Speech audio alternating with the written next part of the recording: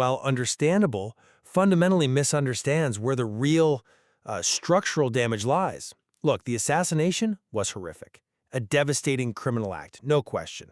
But the long-term threat, I believe, is the widespread organized crackdown on civil liberties that followed almost immediately. I'll argue that the political machine used this tragedy as an immediate and frankly cynical pretext to justify suppressing political criticism. And that represents a far more profound, more insidious erosion of democratic norms than the terrible act of one disturbed individual. If you agree that the response was the greater danger, seriously, give us a why in the comments right now. Let us know. Okay. But I think your focus on the reaction minimizes the original sin, if you will. We have to start with the severity and the intent of the crime itself. The FBI didn't speculate. Their official characterization of the Utah Valley University shooting was a targeted event. That's specific. Kurt Wallace was killed while he was actively engaged in public debate. A crystal clear signal that the high-risk environment facing political speakers had boiled over into fatal aggression.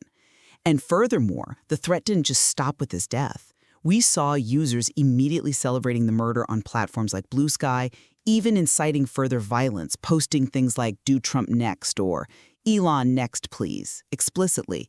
So when political conflict spills into documented bloodshed like this, and threats escalate online, the rapid, decisive actions taken by authorities, by institutions to contain that epidemic of violence, they aren't just justified.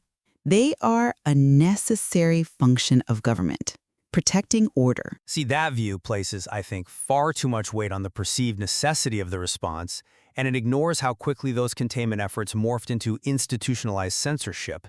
Just look at the specific structural actions. We saw Jimmy Kimmel Live, a major network show, pulled off the air, indefinitely suspended. And why? Because the FCC, the Federal Communications Commission, allegedly threatened ABC's broadcast licenses. Now, that wasn't just about protecting people from online threats. This was governmental allies directly silencing one of the biggest dissenting voices in entertainment, someone who dared question the preferred political narrative. That's an act of state coercion, a direct threat against the very infrastructure of free media. That goes way beyond simple containment. And what about the resilience of the movement Kirk represented?